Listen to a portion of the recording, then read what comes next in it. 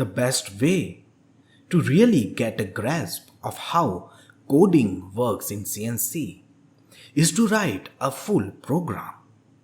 So we are going to do that with a simple part that has got a few straight lines and a few radiuses and very simple measurements.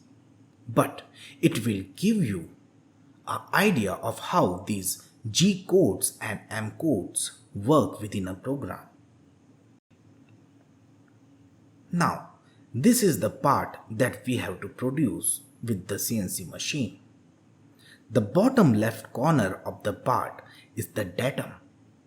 This is where we set the 0 position on this particular part.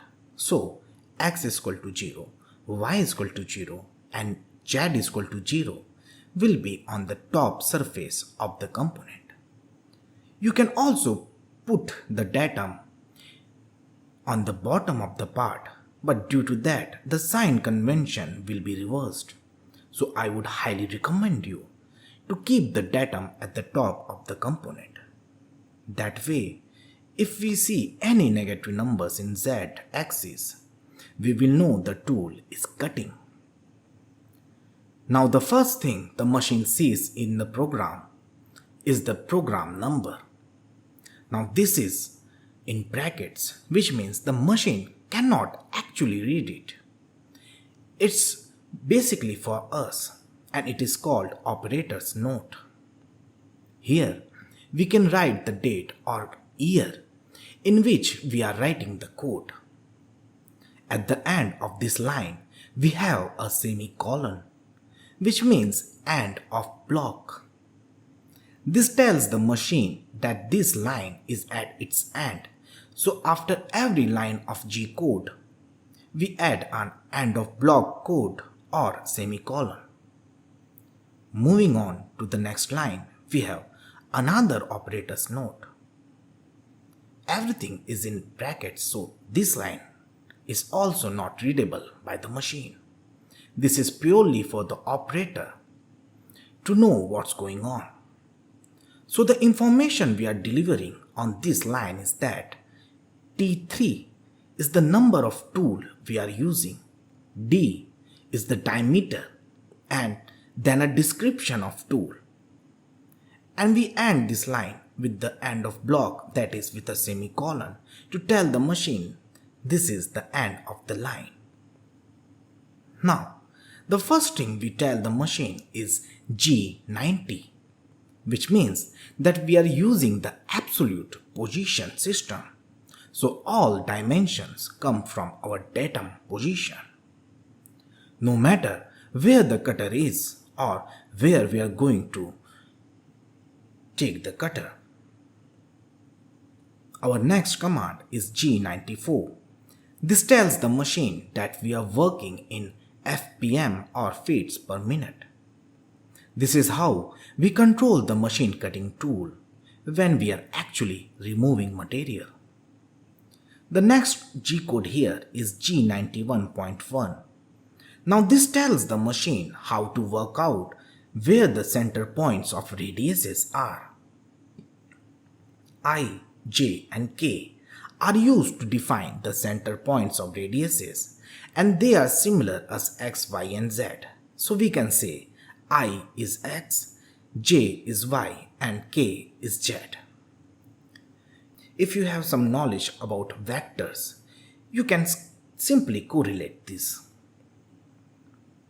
Next we have G40. This G code cancels any active cutter compensation. G40 just cancels any radiuses that the machine may have in its memory. Next we have G49. It is for tool length compensation. It cancels any offsets in the tool length. The next code is G17. G17 is our working plane, which means the XY plane. In other words, the flat plane of the machine table. Now if you are choosing dimensions to be in metric system, you have to write G21.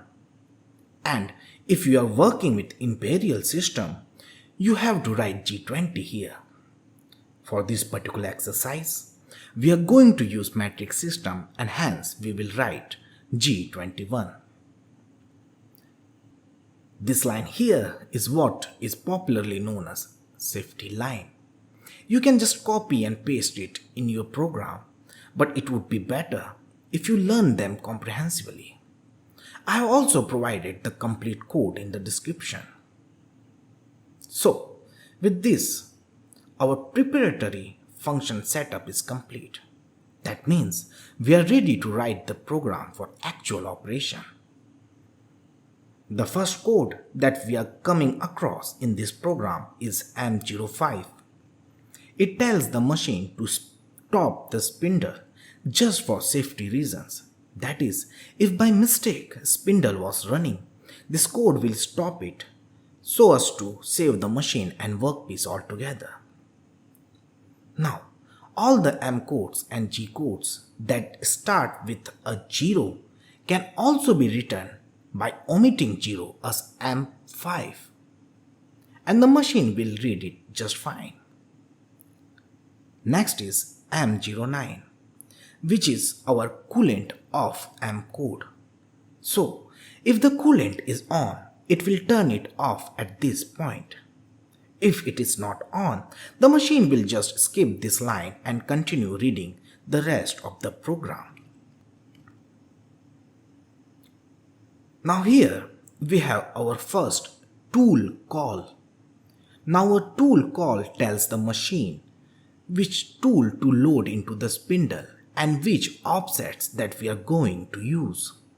So T3 tells the machine that we are using tool number 3, and this number is what we have designated inside the controls. And M06 is our tool change M code. In the next line of code, we have a S value. S value normally refers to the spindle speed or the rotation of the spindle per minute. We have selected a spindle speed of 12,000 RPM for the sake of this exercise. Now, the M code M03 tells the machine to turn spindle on in a clockwise direction. Now, if we want an anti-clockwise direction of rotation of spindle, we can use M04 as well. In the next line, G54 sets our working datum. G54 just tells the machine to read the information of our chosen datum so that all our dimensions and measurements come from the datum position on the bottom left hand corner of the part. Now here we have G41. G41 adds cutter compensation so that the cutter goes to the left of the component, whereas G42 would go to the right of the component as we are cutting. The D3 gives the diameter or radius of our tool. G43 is similar. G43 call upon the tool length offset so we can see how long the tool is. Z tells the length of the tool and H tells the tool height. M08 turns on our coolant. Now we get to our first line where we start moving the cutter. The G00 is the rapid traverse command which moves the cutter in fastest possible way to our position of x is equal to 0 and y is equal to -20. Now you might be wondering why there is a minus sign for y-axis. This is because we wish to start away from the component as we bring the cutter in. So rather than coming down right on x is equal to 0, y is equal to 0, that is our datum, we have come off the y-axis by 20 mm. This will give us a greater dimensional accuracy and better surface finish as we start machining the part. Now as we move to cut around, our rapid travel command G00 is still at its tool change height. we are going to wrap it down to 5 mm above the job. Now using G01 with a jet depth of -5 mm, we will take the cutter 5 mm deep into the material.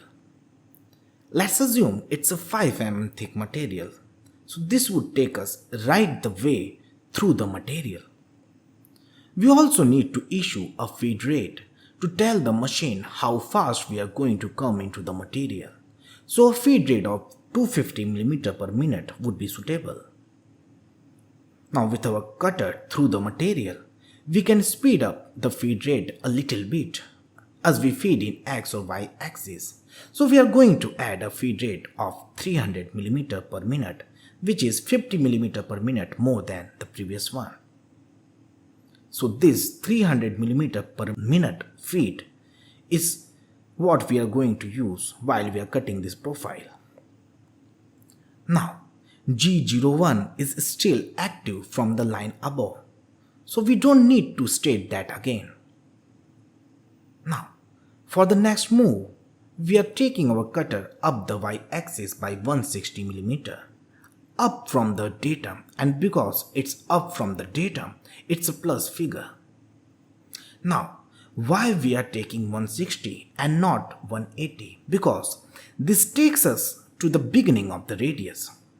We have a 20 mm radius here, and we wish the cutter to be at the beginning point of that radius, so we are moving at 160 mm at the datum position. We are now ready to cut our first radius, and for that we use G02. This is our clockwise radial move, so the machine knows which way the radius is going. We simply have to state a center point of the radius and an end point to be able to cut this.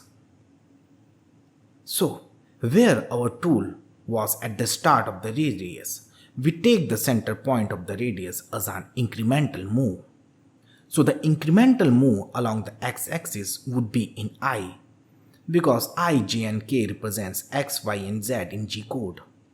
So this would be a plus direction because it is to the right of the cutter and the dimension is taken from the cutter and not the datum. Now remember, absolute is the position from the datum, whereas incremental is a position from the tool. So the X and Y positions here is the end point of the radius from the datum. Because we are working in absolute through our usual control methods of this particular machine. But when it comes to defining the center point of the radius, that's an incremental one. So I would be 20 mm, that's 20 mm away from the start point of the tool along the x-axis, and Y would be in line with the tool, so this would be 0, and hence J would also be 0 as that represents Y. So this line of code would move our cutter around a 20 mm radius where the center point is 20 mm away from the x-axis and 0 along the y-axis. And we define our finishing point by using the x and y coordinates. Now, our next movement command is a simple straight line. So for that, we are going to use G01. We need to declare G01 here as the previous line had G02 already defined. During the first cut, we told the machine we were cutting the radial. Now, we need to tell the machine we are cutting linear again. So, we just need to give it an endpoint in the x-axis, and we don't need to tell it the y position because it assumes it's not moving in y if we don't give it a dimension.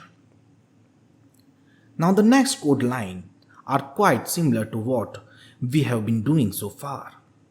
You can simply understand these 5 to 6 lines by keenly following what you have learned. This goes till point D on the diagram. Now, all that's left to do is to move the cutter back to the start position and a safe place where we can lift it. from the material.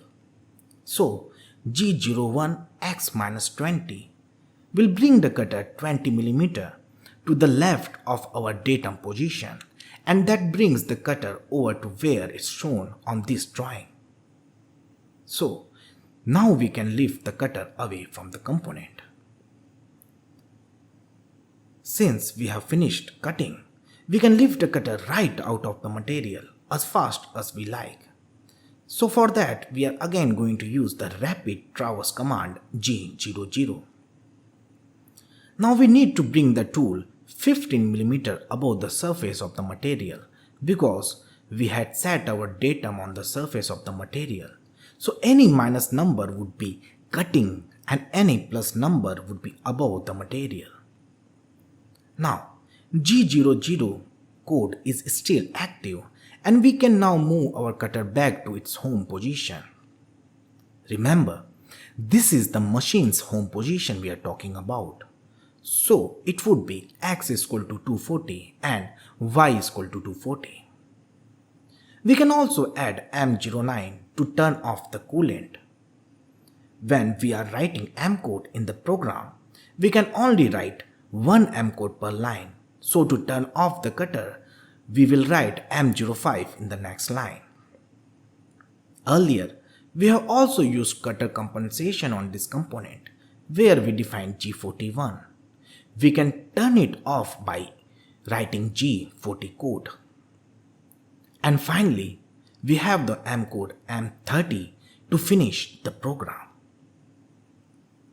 This coding exercise for CNC machine is quite simple but lengthy one. But it covers all the basic information you need to learn to start learning CNC programming. I would highly recommend you to watch this lecture over and over again so that you can get familiar with different codes and you can eventually start writing your own in no time.